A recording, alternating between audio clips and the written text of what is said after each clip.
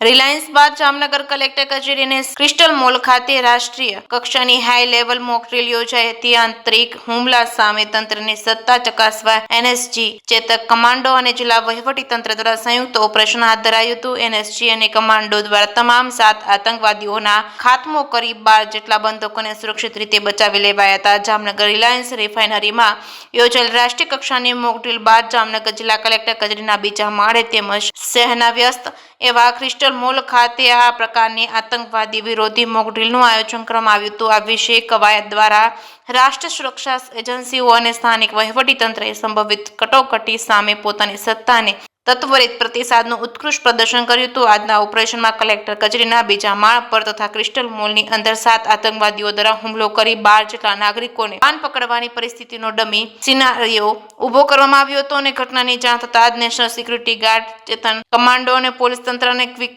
Response team દ્વારા સંવેદનશીલ સ્થળોને કોર્ડન કરવામાં આવ્યા હતા। જાનમાલને કોઈ નુકસાન ન થાય તે માટે તંત્ર દ્વારા તાત્કાલિક બુલેટ પ્રૂફ વાહનો, ફાયર ફાઇટર અને એમ્બ્યુલન્સ સહિતના અદ્યતન સાધનો તૈનાત કરી દેવામાં આવ્યા હતા। તંત્ર દ્વારા આતંકી ઘટના અંગેનો મેસેજ મળતાની સાથે જ ગણતરીની મિનિટોમાં તમામ સંબંધિત વિભાગોનો કાફલો ઘટનાસ્થળે પહોંચી ગયા હતા। વ્યૂહાત્મક રીતે હાથ ધરવામાં આવેલા આ ઓપરેશન દરમિયાન બંને સ્થળોનો વીજ પુરવઠો બંધ કરી દેવામાં આવ્યો હતો। સુરક્ષા દળો અને કમાન્ડો દ્વારા અત્યંત કુશળતાપૂર્વક આતંકી કાવતરું નિષ્ફળ બનાવી તમામ આતંકવાદીઓને ઠાર કરવામાં આવ્યા હતા। તમામ 12 હોસ્ટેજીસને સુરક્ષિત રીતે બચાવી લેવામાં આવ્યા છે।